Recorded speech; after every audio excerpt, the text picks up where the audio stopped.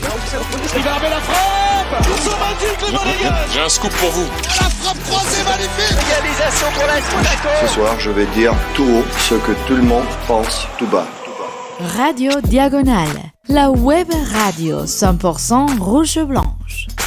Et salut tout le monde et bon dimanche à tous, bienvenue sur un nouveau débrief de la victoire de Monaco sur Marseille, 3-2. On est forcément heureux de doubler de Marnès à Kliuch, je sais pas s'il faut dire Magnès ou Marnès, j'entends les deux. Doublé de Magnès à Kliuch, Marnès, comme vous voulez. But également de Folarin Balogun, donc pour mener l'AS Monaco à la victoire face à l'Olympique de Marseille dans un match de gala. On va en parler avec Rome. Salut Rome. Salut Damien, salut tout le monde. Salut à tous ceux qui sont sur Twitch, qui nous suivent en live, et puis également ceux qui sont sur Discord, n'hésitez pas, on vous donnera la parole également pour participer à ce débrief. On va commencer, Rome, tout de suite avec le j'aime pas. Alors mon j'aime, il est que j'avais un peu peur avant la rencontre. On le sait, cette semaine on a perdu Caio, on savait que Golovin serait suspendu. Quelques heures, la veille avant le match, il y avait déjà des rumeurs autour de Minamino. Donc au bout du bout, il nous manquait quand même 3 joueurs importants, 3 titulaires. Et malgré ça, on a réussi à sortir une bonne prestation, en tout cas offensive. Donc c'est clairement la bonne nouvelle du jour, c'est que c'est la victoire avec quand même 3 absents majeurs. Et le j'aime pas, c'est cette entame de match catastrophique. Elle m'a vraiment rappelé celle face à Lens. C'était pas l'an dernier, mais c'était il y a 2 ans. Pour le coup, là, on avait pris une danse derrière. Je sais plus combien on avait perdu, mais on avait pris pareil un but d'entrée dans les toutes premières minutes. C'était peut-être un centre de Klose d'ailleurs à l'époque. Et donc voilà, forcément cette entame de match catastrophique qu'on a évidemment bien su rectifier. Mais ça fait quand même beaucoup de fois où on avait tendance à dire souvent que c'était à l'extérieur. Là, c'était chez nous, même si après les mauvaises langues diront qu'on était un peu à l'extérieur hier. Ouais, bon, ça on s'en occupe pas, nous. Ça, c'est un autre débat, ça. Voilà. Mon j'aime, alors moi, c'est la réaction de Folarin Balogun. On en reparlera évidemment de son match un peu plus tard, mais au contraire, voilà, on l'avait forcément épinglé après le match contre Nice, mais là, il a réagi de la meilleure des façons, avec un but et une passe D, donc ça fait évidemment plaisir à voir. Je rappelle que mon prono, c'est qu'il est titulaire d'ici la fin de la saison et meilleur buteur de l'équipe. Il est en train, il grappille, il remonte sur Ben Yedder. Imagine s'il avait mis 2 buts contre Nice, il serait égalité déjà. C'est pas faux. Voilà. Donc en tout cas très content. Voilà, ça arrive de rater un match, mais l'important c'est de rebondir, et c'est ce qu'il a fait, et on est donc évidemment très très content, surtout que dans le contexte et par rapport à l'adversité, c'était sans doute aussi le meilleur moment pour le faire. Et puis mon j'aime pas, c'est l'entrée de Matazo, voilà. Pour boucler la boucle avec mon j'aime de la dernière fois, où c'était aussi l'entrée de Matazo. Oui. Voilà, au moins je l'ai faite. Non, c'est vrai qu'il rentre, et au bout de 30 secondes, il prend un carton jaune.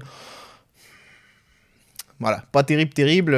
Il est sous la menace d'ailleurs, comme Zakaria, d'une suspension s'il prend un nouveau carton jaune. C'est un peu plus problématique pour Zakaria, on va pas se mentir. Oui, voilà. Allez, on va parler un petit peu du 11 de départ. Donc Rome, tu l'as aussi un petit peu évoqué d'abord en premier lieu sur ton j'aime, avec le contexte, les doutes qu'il y avait, la blessure de Caio Henrique, et l'absence en fin de compte de Minamino. Je l'avais annoncé, coup de bluff, qui serait dans le groupe, mais pas sur la feuille de match. Ça se sentait. Ouais, ça se sentait. Non, mais au final, c'est quand même une compo où il y a quand même quelques choix forts, parce que Caio, on le sait, donc on s'attendait à voir Jacobs titulaire sur le côté gauche. Ça a été le cas. Après, il y a eu des choix intéressants en attaque, plutôt que de continuer avec une doublette, entre guillemets, de vrai numéro 10 derrière un Ben Yedder ou Balogun. Là, il a fait le choix de mettre les deux ensemble et de mettre le seul Magnès Akliouche derrière. Alors après, quelle aurait été vraiment l'autre solution si on avait mis qu'un des deux attaquants? Je sais pas, ça aurait été Diatta potentiellement. Donc c'était peut-être pas la meilleure idée. Et puis également, il y avait de nouveau le retour de Maripane dans l'axe de la défense. On a l'impression quand même que là, il se cherche encore un petit peu Hutter sur la composition de cette défense. On sait que Salissou, c'est pas demain la veille encore qui va revenir. Et c'était Camara là, qui en faisait les frais et qui se retrouvait donc sur le banc des remplaçants, vu que Zakaria prenait donc sa place au milieu de terrain. Et donc voilà, c'était les deux choix forts. Jacobs, évidemment, un choix obligatoire, et ce choix de trio offensif et le retour de Maripane en défense centrale. Ouais, je pense que, ça avait été admis hein, que l'idée de Zakaria en défense contre Nice, c'était pour lutter contre Mofi, sa vitesse. Là, c'est vrai que la menace. Il y avait Aubameyang même qui aussi vite. mais qui a plus ses jambes d'antan. Alors à son prime, oui, sans doute qu'il aurait peut-être fait le même choix du coup, parce que là, c'était quand même quelqu'un qui cavalait. Là, c'est vrai que c'est un peu moins le cas aussi. En plus, c'est une équipe qui se cherche pas mal et on savait pas vraiment en finale.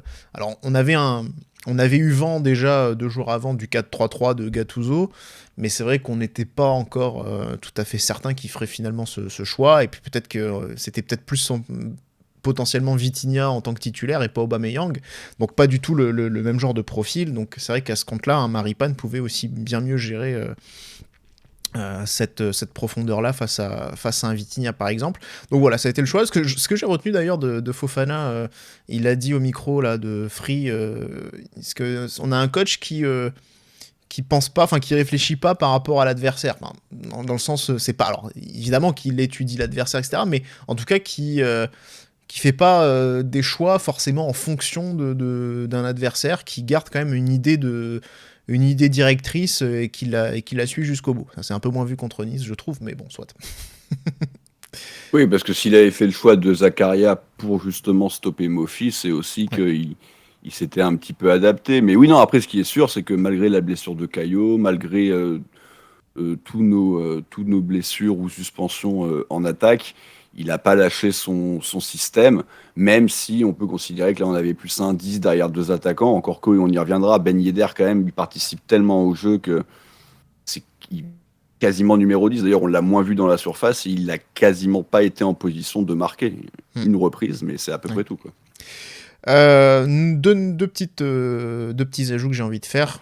Alors plus largement, du coup, c'est pas le 11, c'est le groupe, mais la présence d'Antonin Cartillier, qui va être en tout cas au début la doublure de Jacobs, à voir après s'il rentre vraiment, puisque le match a montré que c'était Diatta finalement qui est rentré, mais en tout cas il était présent, et également le retour du petit chouchou Edan Diop, voilà. Dans le ton groupe. Petit chouchou. Ouais. Oui, non, mais ça devrait être le chouchou de tout le monde, je suis désolé. Bon, on en a pas encore assez vu pour que ça soit... Ouais, non, mais voilà, en tout cas, ça fait quand même plaisir, parce que du coup, c'est quelqu'un qui jouait plus depuis fin juillet, donc c'était quand même une longue absence. On attend aussi le retour de Ben Seguir, mine de rien, mais on va en parler un petit peu plus tard aussi, dans le débat notamment. Du coup, le match, les buts, alors là, pas de temps mort, hein, évidemment, puisqu'on la rencontre a démarré tambour battant, à notre grand déplaisir quand même, en tout cas pour le premier but. Ouais, pour le premier but, et c'est ce que disait Antonetti, tu prends un but au bout de 30 secondes, alors qu'en plus c'est toi qui avait le coup d'envoi, donc c'est que c'est quand même doublement problématique. Mais ouais, il y a cette mauvaise sortie de Maripane qui du coup déstabilise un peu la défense, et après Singo qui compense mal. Puis après, c'est quand même un énorme coup de chance, hein, parce qu'il rate complètement sa reprise, Ndiaye. Keun, encore une fois, est quand même pas extraordinaire sur sa ligne. Malgré tout, il arrive à la mettre sur le poteau, mais elle lui revient dessus. Et en fait, c'est un but contre son camp. Alors, je sais pas si ça a été validé comme but contre son camp, mais pour moi, c'est clairement un CSC de notre gardien. Ah ouais, donc, je t'avoue que pour moi, la frappe j'ai est l'impression cadrée. vraiment que... Pour moi, la frappe est cadrée, donc... Oui, mais elle ressort avec le poteau. Il la remet dans le but. Elle rentre avec le poteau. Moi, la sensation que j'ai, c'est qu'il la touche, elle fait poteau, et elle lui retombe, et elle lui retouche, enfin, elle le retouche, et elle rentre. J'avoue que S'il y a C'est la quelqu'un qui... sensation que j'ai. Ah Après, ouais, non, ça, moi, j'ai pas revu 200 fois. En Et tout d'ailleurs, cas- c'est Adrien qui, dans notre conversation, disait on est bien d'accord que c'est un CSC de Keun. Et ce Moi, à c'est quoi aussi je la lui ai sensation dit que que j'ai, non, mais... Enfin, je crois lui avoir dit non. Enfin, Oui, j'étais assez sûr de moi hier, mais personne ne l'a noté tel quel, donc je pense que... de toute façon, c'est un détail, hein, mais Ouais. Non, il mais est de parce toute que- façon fautif, qu'il se la mette ou pas, quoi. Autant parce que sur le légalisation, on peut en parler justement, légalisation, je sais que Ouais. Ben Yedder sera pas... Il y a un doute sur la potentielle passe décisive de Ben Yedder, donc qui est bien trouvé, c'est sur une... dans la surface, et en fait il fait un passement de jambe très subtil sur Gigot, donc la petite passe qui arrive dans les pieds d'Akliouche. Alors Akliouche derrière se l'emmène un petit peu et ensuite frappe premier poteau pour tromper Lopez. Il y a un petit doute peut-être sur la passe décisive. Je suis pas sûr qu'elle soit comptée, on verra, mais en tout cas j'ai pas vu ce doute là pour le premier but. Elle est bien accordée à Ndiaye. Non, mais encore une fois, moi, c'est la sensation que j'ai eue, mais j'ai pas revu 150 replays non plus. Et puis, encore une fois, c'est pas très important. Mais l'égalisation, ouais, ça c'est cool parce qu'elle arrive assez vite. C'est une touche bien jouée de la part de Jacobs qui voit bien Ben Yedder esselé dans la surface. Ouais. Et oui, derrière, c'est forcément. Est-ce que c'est vraiment une passe décisive? C'est forcément un petit peu compliqué, mais en tout cas, c'est une passe intéressante et ça permet à Kliouche de pouvoir se mettre en position de frappe et de marquer le premier de nos 3 buts premier poteau. On gueulait beaucoup, et à juste titre, hein, sur Nubel qui en encaissait une palanquée. Il n'a pas l'air non plus très très confiant, hein, Pépère, sur son premier poteau. Hein. Non, il est Parce pas bon qu'à du chaque tout. fois, Ah bah ça a été les 3. à chaque fois, ça a fait ficelle. Alors, C'est ça. celle de Balogun, elle part vraiment très très vite. Mais les deux autres, il y a quand même moyen de faire mieux, je pense. Ouais, il ferme pas bien du tout l'angle, c'est très clair, quoi, les 3 buts. Mais oui, là, tu parlais de la touche, justement, c'est intéressant de voir que Ben Yedder n'est pas hors-jeu, puisque il n'y a pas d'hors-jeu sur les touches. Non, bah quand même, oui. Bah oui, C'est mais... la base, quand même. Ouais, mais si t'as le numéro de Mbemba ou de Gigot, faut leur dire, hein, parce que visiblement, ils étaient pas au courant. Ça, C'est pas faux. ça, c'est... Et là, c'est bien joué, quoi, parce que ils ont profité de la naïveté marseillaise, donc pour eux, ça doit être un peu rageant, quand même, sur ce genre d'action, de s'en prendre un comme ça. Enfin, je pense que nous, on gueulerait, à mon avis, de laisser un joueur seul comme ça sur une touche. Mais bon, Marseille va quand même réagir avec un deuxième but très rapide, joli but celui-là aussi quand même, en tout cas dans la finition un peu plus jolie que celui d'Ndiaye de la part de Gigot, et là encore un bon décalage trouvé côté marseillais. Ouais, et puis là, c'est surtout que pour le coup, j'ai la sensation que Marseille a eu le ballon pendant 2 minutes, quoi. Il y a eu vraiment une passe à 10 de fou, que ça a duré vraiment longtemps. Alors peut-être qu'au milieu de ça, on fait une semi-récupération, mais avec une perte de balle excessivement rapide. Donc vraiment, Marseille monopolisait le ballon et ils finissent par trouver un décalage. Alors alors on y reviendra sur Jacobs. Moi, j'ai plutôt bien aimé son match, mais bon, là en l'occurrence, il est clairement un peu fautif parce qu'il doit venir mieux gêner Klose. Et puis ensuite, Sur Verretou, me semble. Oui, Verretou, oui. Pardon, j'ai confondu. Et enfin bon, en tout cas, il doit faire mieux. Ouais. Et Gigot, qui était resté aux avant-postes, parce qu'il y avait eu certainement un corner ou un coup franc peu de temps avant, se retrouve tout seul, parce que pour moi, c'est Maripane qui lâche son marquage et qui va visiblement marquer l'homme invisible au premier poteau. Et là, pour le coup, la reprise de volée est belle. Mais encore une fois, il n'y a pas de parade décisive de notre gardien 100% cadré, 100% but. Parce qu'on y reviendra, hein. Lopez n'a pas été bon en face, mais il a quand même sorti 3 arrêts vraiment déterminants. Ouais. Alors que, pas nous, quoi. C'est ça. J'attends toujours son premier... Enfin, il en a peut-être fait au premier match. Mais bon, le premier match, il commence à dater, quoi. Ouais, après, c'était pas des arrêts non plus qui étaient très, très compliqués. Et puis ça récupérait tout juste une faute de main assez grossière au début. Mais alors après, moi je suis pas tout à fait d'accord sur. Alors je pense, en tout cas, tu as pointé Maripane. Ce qui est déjà un peu honteux sur ce but, c'est de voir un joueur. Enfin, ils sont 2 Marseillais au milieu de 4 ou 5 joueurs de notre camp et qu'ils reprennent aussi facilement le ballon, là il y a un vrai problème au niveau du marquage. Clairement c'était un marquage en zone qui a été mal fait. Toi tu dis voilà Maripane, c'est vrai, je pense que à mon avis il y a peut-être plus une incompréhension entre les deux. Je pense qu'il doit y avoir un coulissage qui se fait et que derrière Singo ne fait pas, parce que après c'est lui qui est le plus proche de Gigot. Je pense qu'à mon avis, il y a eu une mauvaise communication entre les deux sur Oui, mais parce la que zone. tu as l'impression que du coup, c'est quelque chose de mécanique. Il faut faire ça, sauf qu'il y a aussi l'intelligence situationnelle, pour reprendre des termes de rugby.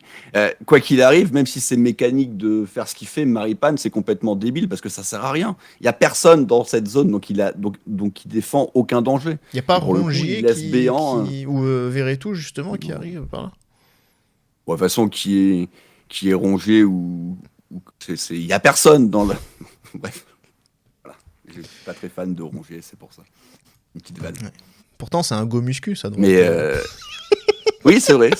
J'ai vu ça. Ouais, j'ai vu que c'était pas mal. C'était pas mal. Bon, c'est pas très utile pour un footballeur, mais c'était pas mal. C'est ce que lui a dit Jérôme Bretagne, je crois. Ouais, bah après, Cristiano était le contre-exemple. Mais bon, Oui. bref.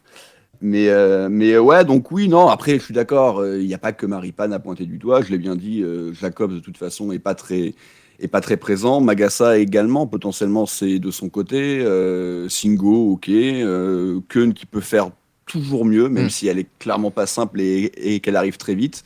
Ouais, elle est pas très Donc, loin de lui, mais c'est elle est surtout puissante. qu'à ce moment-là, tu te dis, mais ça fait que 18 minutes, quoi, et tu te dis, putain, c'est pas possible, quoi. Ouais. Et on en a déjà pris 2 au bout de 18 minutes. On va en prendre combien ce soir? C'est vrai qu'il y a Ça s'est arrêté là. C'est vrai qu'il y a une petite inquiétude parce que autant en plus on sait que on a une force de frappe offensive vraiment impressionnante pour l'instant, mais ça garantit pas que mené 2-1 tu puisses renverser le match quand même. Voilà, après Marseille a beaucoup reculé, donc on est revenu finalement très très vite aussi. Mais c'est vrai que voilà, Ah oui. c'est toujours emmerdant de s'en prendre un parce que tu sais pas si derrière tu peux inverser la tendance ou pas. Heureusement, ce sera vite fait. Et là, c'est Balogun, du coup, qui est bien lancé Ouais, en bah, profondeur. ouais, à Kliouche qui le lance bien, qui fait une belle passe juste et intéressante, mais c'est surtout clairement la prise de balle quand même de Balogun, et puis la frappe. Déjà, quand même, sa frappe face à Lorient, c'était un sacré pétard. Ouais, il a mis Et un vraiment une bastos, là. sacrée. Alors, c'est vrai que techniquement, sur son deuxième penalty, il avait mis une sacoche aussi. C'est vrai qu'il l'avait foutu n'importe où et que ça ressemblait à rien. Mais il a l'air d'avoir quand même une sacrée puissance de frappe. Et on le disait tout à l'heure, autant les deux autres buts, c'est vrai que Lopez, premier poteau, autant là quand même, ça reste un premier poteau certes, mais la frappe est quand même très puissante. Donc si j'étais Marseillais, et pas de rire, je serais moins sévère, on va dire, sur lui, sur ce but-là. Voilà. Oui, non, c'est vrai que la vitesse d'exécution aussi et puis il se joue le crochet aussi sur Murillo. Oui. Voilà, il y a ça aussi en plus. Donc non, en tout cas, il y a une vraie qualité dans l'enchaînement, dans la vitesse d'exécution. Et effectivement, tu en parlais de la puissance, où il a mis une sacrée praline. Donc Monaco revient, et là, ça va se calmer finalement. Il y a quand même l'énorme occasion d'Akliouche, Voilà, 30 secondes après. Effectivement. Et alors là, on peut regretter qu'il y a service absolument délicieux de Vanderson. C'était exquis pour moi. La reprise de volée instantanée d'Akliouche, non moins exquise. Et là, donc belle parade. Tu en parlais un petit peu avant de Paul Lopez, justement, une de ses parades. Et là, malheureusement, c'est Balogun qui reprend. Mais c'est dommage, c'est qu'il se gêne. Et il gêne aussi Akliouche qui allait reprendre, puisque le ballon revenait sur lui. Et peut-être que si Akliouche avait pu reprendre, il aurait pu peut-être placer, marquer. Là, en fait, les deux se sont gênés, quoi. Balogun a été un peu gourmand, peut-être. Ouais, en direct, moi, j'avais même plutôt l'impression que c'était Akliouche qui était 2 fois battu par Paul Lopez, du coup. Mais oui, au final, c'est Balogun qui arrive à se faire la place et qui est certainement dans une position aussi un peu moins stable. on va dire, pour la reprendre sereinement. Malgré tout, la reprise, elle est quand même assez puissante. Elle est clairement un peu sur le gardien, mais elle est puissante. On connaît des goals qui l'auraient prise. Hein. Donc, mais c'est vrai que Ton chouchou. c'est c'est forcément un petit peu frustrant de rater cette occasion-là. Maintenant, tu sens que malgré les absences offensives, on continue quand même d'avoir cette qualité qui nous permet d'avoir beaucoup d'occasions et que le problème, il n'est pas là de toute façon à Monaco. Oui. Non, c'est Il se vrai. situe un peu plus bas sur le terrain, quoi. Voire très bas sur le terrain. On y reviendra. C'est vrai que offensivement, on a vu que Monaco, malgré les absences, continuait à faire des différences. Comme je disais, après la deuxième moitié de la fin de la mi-temps est beaucoup plus calme, avec moins de situations, moins d'occasions. Et par contre, en deuxième période, on va rapidement prendre l'avantage. Cette fois, et on retrouve nos deux funambules, Akliouche et Balogun, encore à la baguette. Ouais, mais on retrouve surtout, moi, une chose que j'ai vraiment notée, et c'est pour ça que j'ai trouvé le match aussi de Jacobs assez intéressant, c'est qu'on l'a clairement cherché. Enfin, en tout cas, Keun l'a clairement cherché sur beaucoup de ses dégagements, parce qu'il était face à Klose, et il lui rend quand même quelques centimètres, et Jacobs a pris beaucoup de ballons aériens, alors qui n'ont pas toujours débouché sur des trucs intéressants. En l'occurrence, c'est lui là qui gagne le premier duel aérien, et je crois qu'il y a un relais pareil de Ben Yedder. Le ballon touche le sol, mais est jamais au sol. C'est un peu, ça me rappelle quand Julien Cazard à J+1, il faisait des trucs Ligue 1. C'est vrai. Ça ressemble un petit peu à ça, mais en un peu plus précis. Mais je vois, ouais. t'as quand même, C'est nul, Jacobs c'est la nul. tête, Ben Yedder, et puis Balogun, et puis au final, ouais, c'est Akliouche qui se retrouve très légèrement excentré côté gauche et qui, une fois n'est pas coutume, frappe au premier poteau. Et donc ça fait deux nouveaux ficelles. C'est un très beau but. Mais c'est vrai que c'est quand même un enchaînement de gestes réussis, mais est-ce que c'est vraiment très maîtrisé? Est-ce Je que suis la pas sûr que poitrine, Balogun, ça ouais. soit vraiment Voilà. très volontaire, tout ça, mais bon, Si, en ça tout cas, fait quelque chose d'efficace en tout si cas. elle l'est, en tout cas, l'inspiration est géniale. Mais Oui. je pense que après, peut-être si c'était Berbatov, on s'est dit oui, c'est sûr que c'est volontaire. Après, avec Balogun, on sait pas. On sait pas encore s'il est capable, l'avenir nous le dira, s'il sera capable de ce genre de geste aussi de manière régulière. Tu parlais en tout cas de Jacobs et de ses duels aériens. C'est une stat intéressante. C'est le joueur qui a remporté le plus de duels dans l'équipe, Mais duel ça m'étonne aérien. pas. Il en a disputé 7 et il en a gagné 5, donc record de l'équipe sur le match.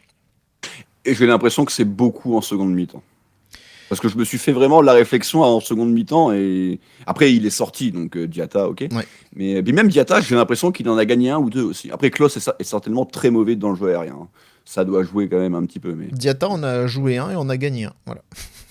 Oui, c'est ça, c'est 1 sur 1. Ouais, mais bon, c'est déjà, tu vois. Alors, Klose, je vais te donner la stat. Klose, c'est un duel aérien gagné sur 7.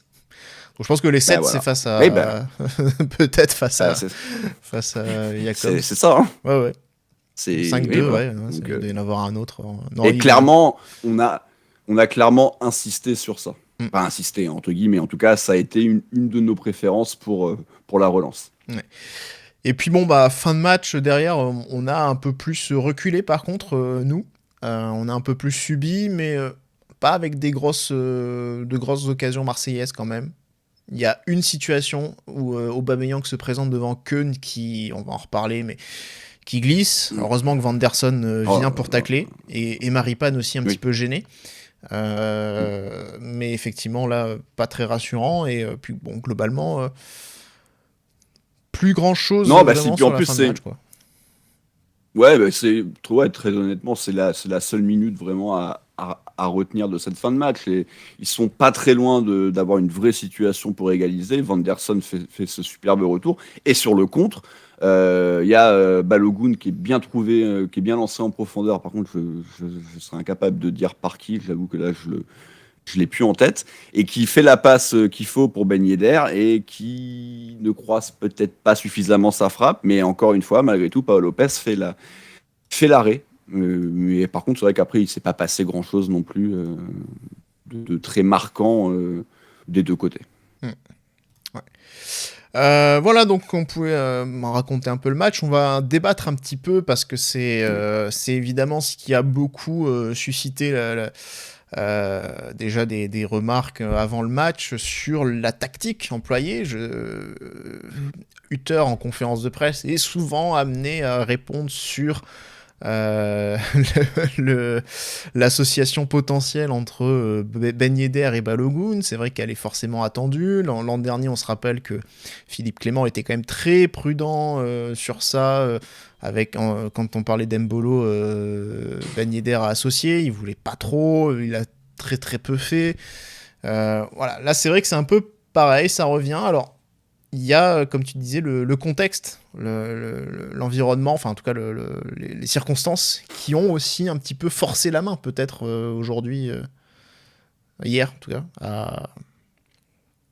Oui, on peut penser que ne serait-ce que Minamino, parce que Golovin, on le savait depuis plusieurs semaines, de toute façon, que sa suspension allait tomber à ce moment-là. Ne serait-ce peut-être qu'il y a que Minamino, peut-être que c'est Akliouche et lui qui sont au soutien d'un des deux attaquants. Peut-être Ben Yedder, vu que quand même Balogun sortait d'une prestation un peu décevante. Malgré tout, moi, j'ai envie de voir ce duo. Donc c'est pour ça, au final, à notre question prono qui va s'imposer à la pointe de l'attaque, la réponse, ça sera peut-être aucun des deux, parce que ça sera peut-être les deux, tout simplement. Après, le truc, c'est que derrière, clairement, Golovin est à l'heure actuelle un titulaire indiscutable, et dans ce schéma de jeu, ça serait bien entendu lui. Boris a dit que Akliouche était meilleur que Golovin hier. Oui, bien sûr. Mais par contre, il faut quand même.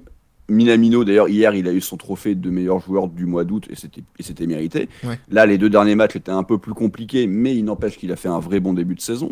Ben Seguir, l'année dernière, les débuts avaient été très prometteurs, même si sur la fin, ça s'était un peu beaucoup passé. Et puis là, Akliouche, qui du coup a gagné le droit d'être revu.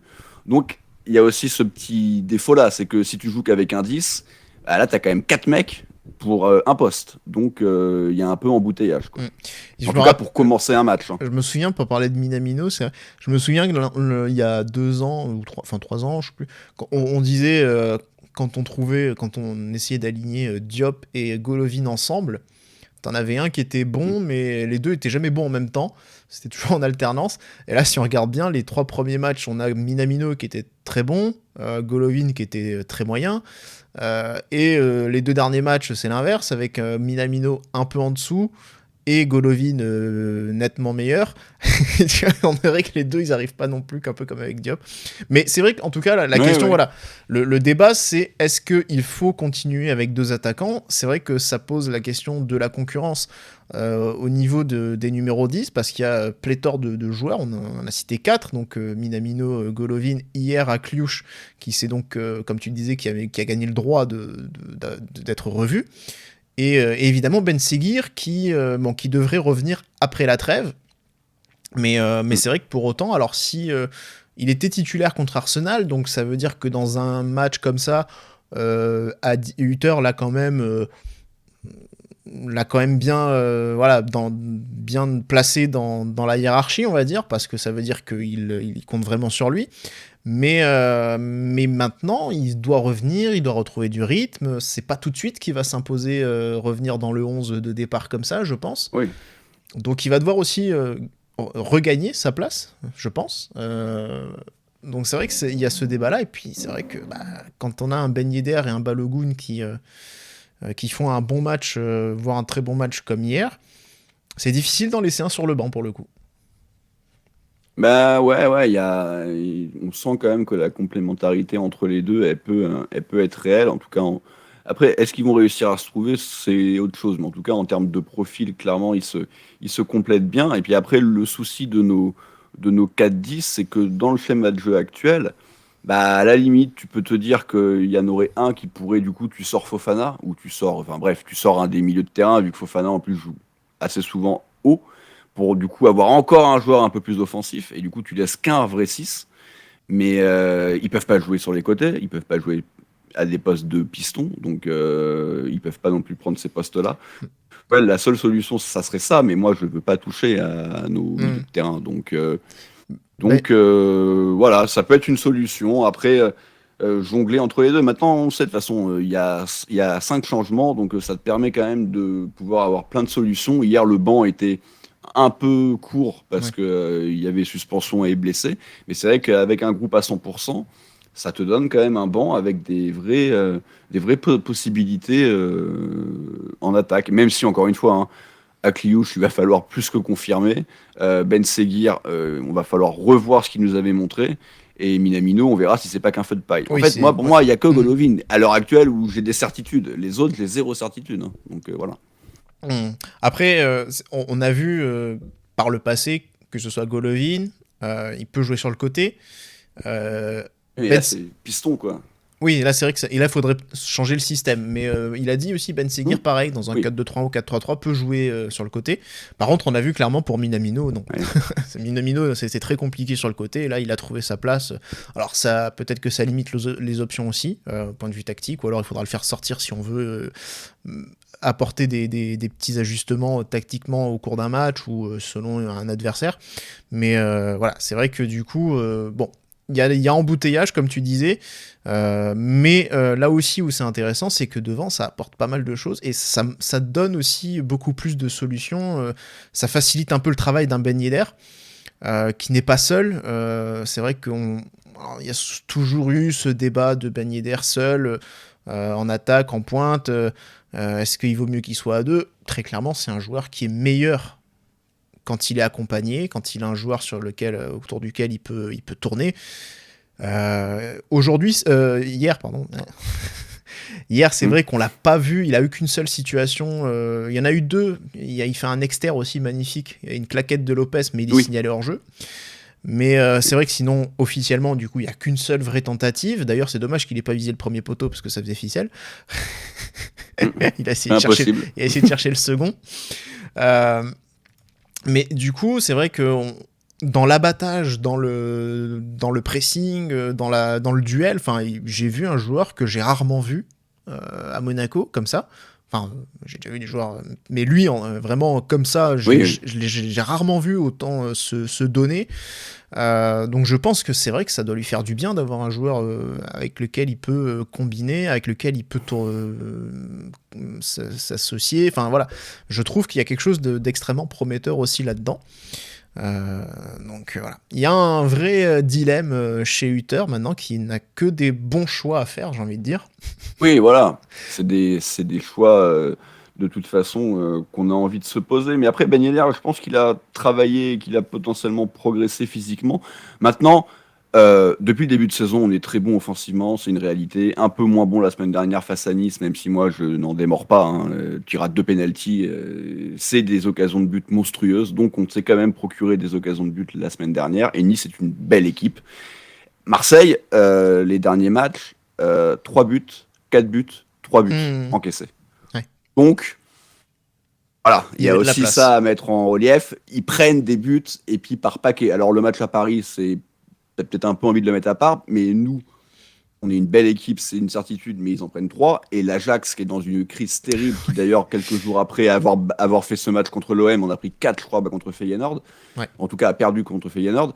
Et donc, il y a aussi la qualité défensive catastrophique des Marseillais. Donc on verra la semaine prochaine face à Reims, qui ne brille peut-être pas, mais qui, je pense, a une défense avec Abdelhamid, etc., solide. Pas de grande qualité, évidemment, mais solide. Et puis quand on parle, puisque tu parles de l'Ajax aussi, hier, on a vu le gardien de Volvic, là. Le match a été arrêté, il était gravement blessé, donc le match a été interrompu à cause d'une grave blessure du gardien de l'adversaire de l'Ajax. Donc évidemment, je sais pas trop ce qu'il en est, mais petite pensée, en espérant qu'il se rétablisse bien.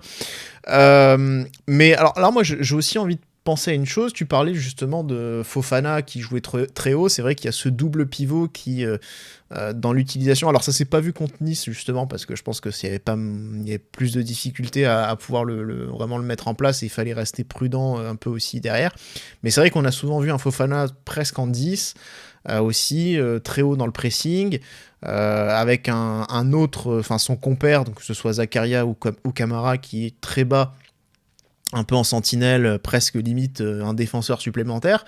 Donc ça travaille beaucoup comme ça au niveau du double pivot, mais c'est vrai qu'il y a aussi les pistons, notamment si on regarde le premier but par exemple, on voit que Vanderson est super haut, il est déjà collé à Murillo, t'as pareil Jacobs qui était collé à Klose. C'est très fréquent d'avoir nos pistons qui sont immédiatement là-haut. D'ailleurs sur le premier but, en fait derrière il y a un espace énorme laissé par Vanderson, ce qui profite du coup à l'OM. Il y a ça aussi. Il y a ces joueurs-là qui sont très très hauts, donc attention peut-être aussi à l'équilibre de l'équipe. C'est ça qu'il faut... Mais c'est pour ça que moi, je veux pas toucher à Fofana, Camara, ou... Enfin, moi, j'ai envie de Zakaria, Camara, Fofana, voilà. L'un derrière l'autre. Moi, c'est la ligne que je veux, là. Mais parce que Fofana, il apporte quand même du volume, du physique, il prend de la place, qu'un Akliouche aurait plus de mal à faire. Ouais. C'est même une certitude. Ouais, bon, après, en tout cas, tu vois, je me dis, faut voir ce que tu mets devant, ça, par rapport au travail de pressing, etc., de la coordination. Est-ce que c'est pas plus risqué, du coup, de jouer avec les deux attaquants et un seul 10 ou l'inverse, tu vois, c'est peut-être plus sur ça que je me dis, à voir.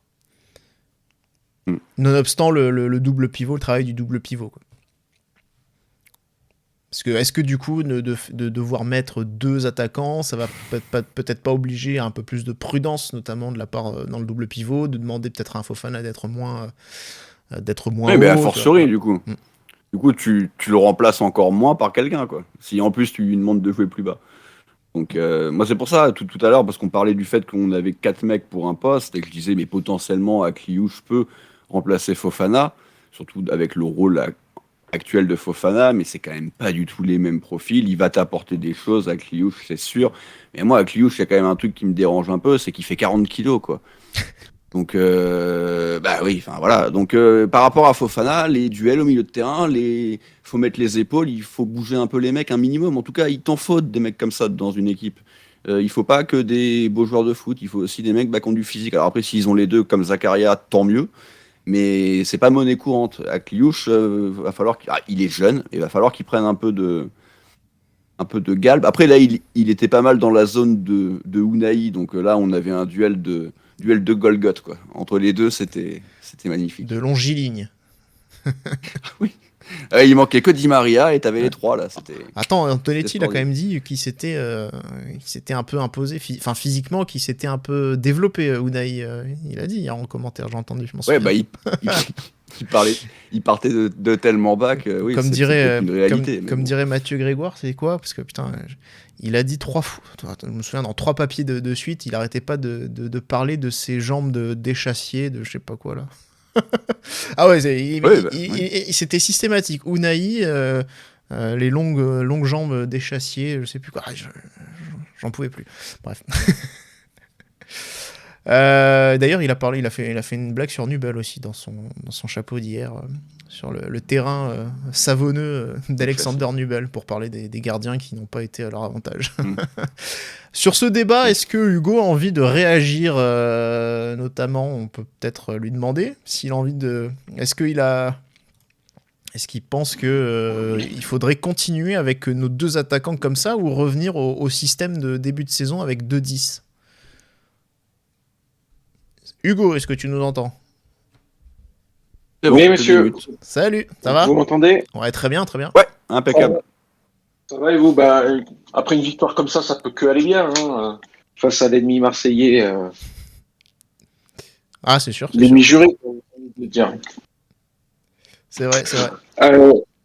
Pour le débat du jour, écoutez, moi je trouve que effectivement j'ai trouvé l'entente Balogun-Ben Yedder assez intéressante, notamment avec un 10 performant derrière.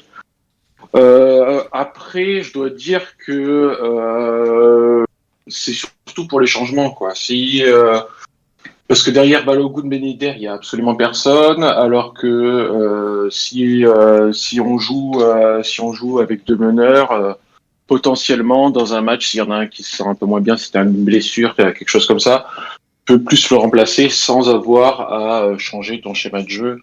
En cours de jeu, Hutter n'a pas l'air d'être très friand justement des changements de système en cours de match. Donc ben, malgré comment ça s'appelle, la bonne entente que j'ai pu voir, moi je reviendrai au final au système qui a eu les matchs précédents. C'est vrai que ce que tu dis, en plus, on voit, enfin, on a un peu constaté, notamment, on a un peu évoqué dans le club Mounégou, là, c'est vrai que Hutter, il a une ligne directrice, et souvent, voilà, ça change pas dans le match, quoi. Il reste sur son idée, il insiste, alors, pour l'instant, en plus, ça lui donne raison, parce que globalement, il a les résultats pour lui, et que la manière, enfin, l'équipe gagne avec la manière, donc ça veut dire que ça fonctionne.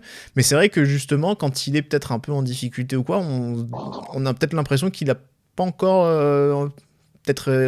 envie de changer de son fusil d'épaule, quoi. Ouais, c'est l'impression que j'ai en tout cas. Non, mais on verra. Après, ce que tu dis, oui, c'est pas inintéressant sur le fait que comme on n'a pas de vrai attaquant sur le banc, enfin, on en a un, mais voilà. Du coup, ça veut dire qu'il y en a à minima un des deux qui va faire les 90 minutes, parce que tu finis pas non plus sans attaquant. Mais hier, c'était Ben Yedder. Maintenant, même si moi, c'est quelque chose qui m'agace à chaque fois, mais on va pas jouer d'Europe, donc on va jouer qu'un match par semaine. Balogun, il est quand même extrêmement jeune. Ben Yedder, j'ai vraiment la sensation qu'il a travaillé physiquement. Donc ils sont capables, les mecs, de tenir 90 minutes. Et moi, je préfère vraiment, même si on pourra avoir un peu des deux, hein, mais moi, je me dis que les deux ensemble, j'ai vraiment envie de le voir sur la durée pour me faire un vrai avis. Mais tant pis si on n'a pas de vrai neuf sur le banc, mais je préfère avoir les deux pendant 60 minutes que l'un à tour de rôle, 60 et puis 30, quoi. Ouais. Hugo, t'en penses quoi? La gestion Ouais, non, mais pourquoi pas?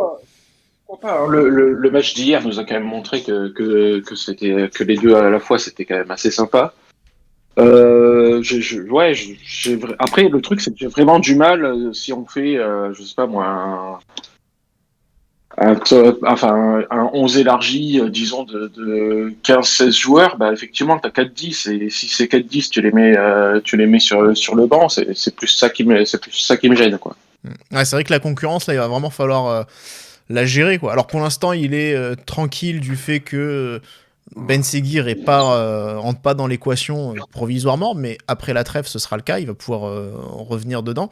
Donc c'est vrai que là, il va vraiment, il va devoir. Mais ça, d'un côté, c'est bien aussi, quoi. Cette concurrence, je pense que chacun a envie de donner le maximum, de gagner sa place. Donc ça. Et puis, ah oui. Attendons, hein. Vas-y. Non, vas-y, je t'en prie. Non, mais tu peux, non, mais je veux dire, parce que c'est vrai que là, on est très dithyrambique sur le match d'Akliouche hier, mais attention aux conclusions hâtives aussi. C'est-à-dire que il a fait un super match hier, mais pour moi, il n'est pas encore dans la discussion pour être avec Golovin ou pour passer devant et pour être titulaire demain. Il va falloir confirmer ça. On l'a vu, Ben Seguir, il a fait vraiment plusieurs matchs de très bon niveau. Et puis finalement, sur la fin, c'est devenu compliqué. Akliouche, il n'en est même pas encore là. Hier, c'est très bien ce qu'il a fait. Et il n'y a rien à dire, et on espère qu'il va le refaire. Maintenant, moi, pour la semaine prochaine, s'il y a Minamino et Golovin, soit je mets les deux avec un des deux neufs, soit je remets les deux neufs avec Golovin derrière. Mais je ne pense pas une seule seconde à remettre Akliouche, hein, mais vraiment. Ouais. Après, je me rappelle en plus l'an dernier, il fait un super match au parc. Je le fais rentrer 20 minutes, parce qu'il... Voilà, mais pas plus. Et puis après, s'il est bon pendant 20 minutes, là, on va commencer à pouvoir discuter, mais tranquille. Il a été bon hier, tranquille. L'an dernier, on se rappelle, hein, il fait un super match au Parc des Princes. Il rentre et il ressort. Mais c'est vrai que derrière, on espérait aussi un peu plus, une confirmation. Alors, elle n'est pas vraiment arrivée. Les choix et la gestion de Philippe Clément, on a déjà beaucoup débattu l'an dernier, pas toujours très compréhensible. Ça, on va pas se faire du mal aujourd'hui.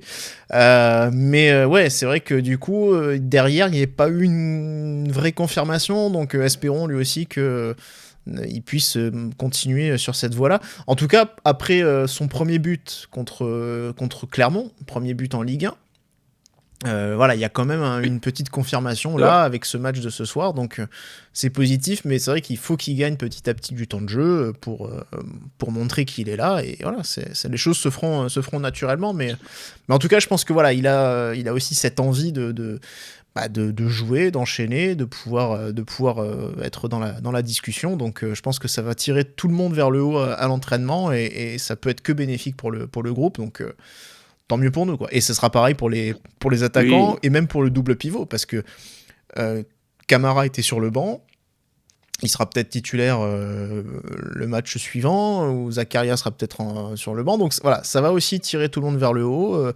Il y a que derrière finalement où il n'y a pas beaucoup d'alternatives et où ça... Voilà. Mais en tout cas, on a pas mal de postes où ça peut quand même permettre à tout le monde une certaine émulation. Oui, effectivement, je préfère avoir des problèmes de riches et se poser ce genre de questions plutôt que finalement comme le match d'hier où tu es obligé de composer, pas forcément faire ce que tu as l'idée de faire, mais de composer en fonction des présences, quoi. Tout simplement. Bon, en tout cas, merci Hugo pour nous avoir rejoints sur Discord. Et bien, merci à vous. On espère te réentendre prochainement du coup. On va enchaîner, Rob, maintenant avec nos tops et nos flops. Alors, plus de tops que de flops, surtout. Top Akliouche, on en parlait justement, mais là, voilà, c'est vrai que c'est un match sur lequel il s'est finalement imposé assez nettement. 2 buts, une passe D. Bon, les stats parlent pour lui. Pas beaucoup de ballons touchés quand même, 32. Mais à chaque fois il a bien fait, c'est surtout ça qui compte. Il est venu chercher les ballons.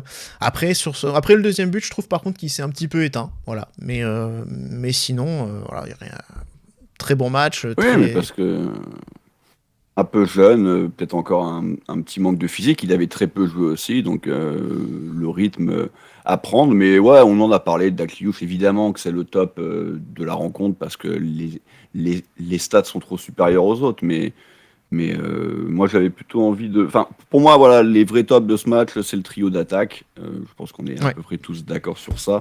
Globalement, en plus, c'est eux que j'ai vu qui ont récolté les meilleures notes, que ce soit dans l'équipe ou dans Nice Matin. Ou dans la diagonale. Mais moi j'avais... j'ai pas vu les notes de la diagonale, je suis désolé. Elle devait être sous une pub, j'ai pas fait attention. Connard. Je rigole. Non, et du coup, non, moi j'ai une mallette en circulé. Voilà. Je vais pas reparler de Zakaria parce que je l'adore et voilà, tout le monde l'a compris. Mais du coup, moi j'avais envie plutôt de mettre Fofana en avant, que moi j'ai trouvé bon dans ce qu'il sait faire. Un peu moins bon peut-être dans ce qu'il essaye de trop faire pour certains, mais moi je le trouve trop important dans l'équipe pour s'en pas séparer, mais pour s'en passer, voilà, et pour le mettre sur le banc. Donc voilà, Fofana pour moi un vrai bon match hier, en deçà des 3 offensifs, mais s'il y en a un 4e à retenir, pour moi c'est lui. Voilà. Ouais, Zakaria. Pour le coup, en tout cas j'ai déjà eu ce débat. Moi j'ai préféré le match de Zakaria, même si je trouve que Zakaria a démarré très doucement, c'est-à-dire que sur la partie du match où il s'est passé énormément de choses, où ça allait à 2000, il était un peu effacé, presque un peu dépassé. Et puis après, quand le rythme et le tempo est un peu retombé, c'est là qu'il a pris un peu plus de maîtrise et qu'il a fait des bonnes choses.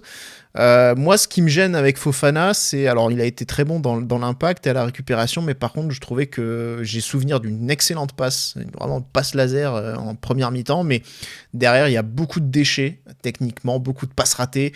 Il y a une tentative de 1-2 avec Akliouche où il lui met une saucisse complète. Enfin, bon, pour moi, ça gâche une occasion vraiment, parce que Akliouche derrière part sur le côté et ça peut donner quelque chose de plus dangereux. Moi, c'est surtout ça qui me gêne. Il y a beaucoup de déchets et voilà, c'est un peu pour ça que je le mettais pas forcément dans mes tops. On a parlé Balogun, évidemment, un but, une passe D, très bon match, très bon dans le jeu de haut but, dans les remises notamment. Il a fait participer un peu aussi les collègues. Ben Yedder, alors on a Claude Demougin sur Twitch qui nous dit: sur le plan collectif, Wissam a livré hier une de ses meilleures prestations depuis qu'il est au club. Je sais pas si c'est la meilleure, moi j'ai souvenir peut-être de meilleure, mais en tout cas c'est vrai que globalement, et c'est ce qu'on disait, c'est que on a vu un joueur qui s'est vraiment donné qui s'est dépouillé, et ça c'est plutôt rare de le voir à ce point-là. Même si hier soir il lui a manqué les buts ou les passes, enfin la passe on verra peut-être. On verra, oui. En tout cas, il lui a manqué les occasions, surtout, mais en tout cas, vraiment intéressant dans le liant qu'il a pu apporter. Donc, c'est vrai que le trio offensif qui sort du lot. Et puis, j'ai envie quand même de souligner un bon match de Vanderson, en plus, que j'ai bien apprécié. Et il a bien géré Correa, qui, on le rappelle, n'est pas du tout un joueur de côté. Mais, Compliqué. voilà. Mais bon, en tout cas, il a bien géré. Il n'a pas vraiment pris en défaut, si ce n'est peut-être sur le premier but, mais c'est pas vraiment lui. Mais voilà, du coup, intéressant. Des bons coups de pied arrêtés, parce qu'aussi, c'est vrai que les coups de pied arrêtés, on n'en parle pas. Oui, mais vrai. il nous manquait nos deux tireurs, nos deux artificiers en chef, Caio Henrique et Golovin. C'est lui qui s'en est chargé, et je trouve qu'il les a bien tirés. Il y a 2 coups francs qui sont dans des bonnes zones assez dangereuses. Donc voilà, à revoir. Et potentiellement même Minamino qui, je pense, est notre 3e. Hein. C'est donc, possible. oui, Ouais. c'est sûr que c'est lui qui s'est retrouvé avec cette tâche. Et après, on sait qu'il a quand même une qualité de centre correcte, donc il n'y a pas de raison de ne pas savoir de temps en temps, en tout cas, bien tirer les coups de pied arrêtés. Mais c'est vrai que par contre, après, derrière, il n'y avait personne d'autre. Hein. C'était lui ou Jacobs peut-être. Mais bon, Jacobs, j'aimerais bien le voir tirer un coup franc. On a dit, ça doit pas être terrible. Bon, voilà. Ouais, c'est déjà qui s'applique sur les centres. Les flops, maintenant, il y a... Alors, moi, j'en avais 2 principalement, toi, t'en rajouteras un 3e. Le premier, évidemment, c'est Philippe Keun. Je pense qu'il y aura bientôt un débat sur Philippe Keun qui va sortir. Mais c'est vrai que voilà, le premier but, il a des allures un peu gaguesques. Voilà, c'est pas... Il touche alors il est un peu pris à contre-pied sur le premier but, il revient sur les appuis, donc il est forcément un peu court, mais ça fait pas bonne impression. Moi, ce qui me gêne en fait surtout, c'est aussi sa sortie où il glisse devant Aubameyang. Donc là, c'est là que Vanderson intervient justement à propos. Mais c'est voilà. Là, s'il n'y a pas tes défenseurs qui reviennent, le mec il est déjà au sol, alors que l'attaquant il est encore 5 mètres avant, quoi. Et ça, c'est un peu gênant. Voilà, c'est un peu gênant. Comme tu disais, Paul Lopez en face fait pas un bon match. Enfin, on fait pas un bon match. Prend 3 buts vraiment où il doit faire mieux. Mais en même temps, il fait quand même 3 arrêts que Keun ne fait pas, lui. Donc. Ouais, non, Keun, c'est pas. Voilà, il a un peu sécurisé quelques ballons à la fin sur quelques sorties. Il y a une bonne sortie dans les pieds sur un ballon au sol qui était pour Correa, je pense, en toute fin de rencontre. C'est à peu près. Après, oui, son jeu au pied est pas mauvais. Voilà, ça c'est vrai. Mais bon, voilà. Ouais. Bon, tu as mis Maripane aussi dans tes flops. Oui, voilà, pour le coup, autant tout le monde sait que j'adore Zakaria ou Fofana. Tout le monde est au courant aussi, je pense que Maripane, j'ai beaucoup de mal avec lui. Et ouais, pour moi, sur les 2 buts, il est quand même. C'est pas le seul, hein, mais j'ai beaucoup envie de le retenir quand même. Après, il a gagné quelques duels. Il a même pris de vitesse. Pareil, il se foutait de la gueule d'Aubameyang hier, Riolo, parce qu'il a dit même Maripane, il l'a rattrapé à la course. Et c'est pas faux. Donc ça prouve quand même qu'Aubameyang, il a plus vraiment les jambes qu'il avait il y a encore 1 ou 2 saisons. Donc voilà, Maripane. Et puis le 3e, moi, c'était Magassa. Donc en fait, on est vraiment dans la défense, même si Magassa, j'ai pas envie de trop de lui taper dessus sur le jaune et du coup, le dernier gros coup franc. Ouais. Parce que c'est Boadou qui lui donne une passe, mais qui sort de nulle part, une passe en retrait. Alors qu'en plus, on rappelle, Boadou est frais.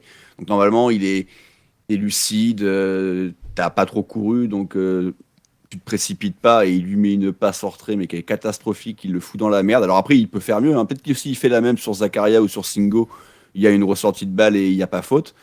Bon, avec Magassa, ça a fait faute et coup franc dangereux, heureusement, sans gravité. Après, moi, c'est plus sur le premier but où je retiens Magassa, où il est trop hésitant. Pour moi, il doit couper le centre. Il doit clairement y aller. Aussi. Ça, c'est un gros problème, cette non-intervention. Et c'est aussi son jeu. Il a forcé le jeu long, j'ai trouvé. Il a eu beaucoup plus de déchets que d'habitude. Voilà. Donc, oui, je le mets un ton en dessous aussi sur ce match. Voilà. Voilà, du coup, ce qu'on pouvait dire, Rome, est-ce qu'on se tente un pari pour Monaco, pour Reims-Monaco plutôt pour la semaine prochaine? Bah oui, moi le pari c'est Golovin derrière Balogun et Ben Yedder. Ok, très bien. Moi le pari c'est un peu précis. Enfin, c'est Zakaria qui prend le carton jaune. Ah. Pour être suspendu contre Metz. Voilà. On rappelle Magassa qui sera suspendu, qui a pris un 3e carton jaune là contre Marseille en moins de 10 rencontres. Donc du coup il sera suspendu contre Metz après la trêve. Il y a 2 joueurs, je le disais, Matazo et Magassa et Zakaria qui sont sous la menace. Magassa, putain, j'arrive plus. Tu vas y arriver. Matazo, autant je pense que bon, comme il rentre, il fait que des bouts de match, on va le garder sur le banc justement pour Metz. Mais à mon avis, Zakaria, ça m'étonnerait pas qu'ils aillent chercher un petit carton jaune pour être suspendu contre Metz, match a priori où tu dois pouvoir. Enfin bon, s'il te manque déjà Magassa, Salissou sera pas de retour. Au bout d'un moment, il faut quand même avoir des mecs derrière, quoi. Tu vas pas mettre Matsima. Si, tu vas mettre Matsima, quoi. Voilà. Oui. Ça voudra dire Matsima. Après, tu joues contre Matsima, Metz. Maripane. Après, si tu joues contre Metz, tu dois, je pense, réussir à t'en sortir. Quand même. Oui. Tu dois Matsima, Maripane, Singo et Camara, Fofana. Oui. Ça doit le faire. Avec Matazo qui reste sur le banc, au cas où. Si... Ah bah oui, de toute façon, c'est sa meilleure place. Hein. Voilà. Non, ce que je veux dire, c'est que du coup, c'est que si jamais tu as un pépin avec les deux, tu as un milieu qui te reste en réserve, quoi. Et Diop qui est de retour aussi, évidemment. Et Diop. Évidemment. Et Diop même que je mettrais devant Matazo d'ailleurs. Voilà, ça c'est absolument pas du tout subjectif. Hein. Bon. Je vais pas aller à l'encontre de ça. Non, voilà. Bon, voilà ce qu'on pouvait dire sur ce Monaco-Marseille. On est évidemment très très content de cette victoire. Monaco qui retrouve Monaco retrouve la place de leader. Il est 16h26 au moment où l'on enregistre. Est-ce que Monaco est toujours leader? Que font Brest et Nice et Brest? 0-0. 0-0, donc ça veut dire que pour l'instant on est toujours premier, puisque meilleure différence de but que Brest. Voilà. Donc on se quitte, donc Rome, on se quitte, chers amis, sur le chat Twitch et sur Discord, avec en tant que leader, ce qui fait plaisir. Voilà, c'est merveilleux. On vous donne rendez-vous la semaine prochaine pour un prochain débrief donc contre Reims. Attention, Reims qui a battu Lyon 2-0, donc méfiance tout de même. Le jamais facile. Non, c'est pas vrai, l'an dernier on avait gagné 3-0 en plus. Mais c'était peut-être. Oui, c'est vrai qu'on ne l'a pas noté, mais j'y ai pensé. On leur a rendu la monnaie, parce que quand même l'année dernière, Marseille, si je dis pas de conneries, ils avaient gagné 3-2 chez nous. Oui. Oui. Bah voilà. Ouais. Alors, avec un arbitrage dont on se souvient encore. Bref, n'épilongons pas. C'est pas le débat, ne soyons pas rancuniers. Bon, merci Rome en tout cas, merci à tous de nous avoir suivis et on se donne rendez-vous la semaine prochaine pour un nouveau débrief. Salut à tous et Dag et Mounegou. Ciao.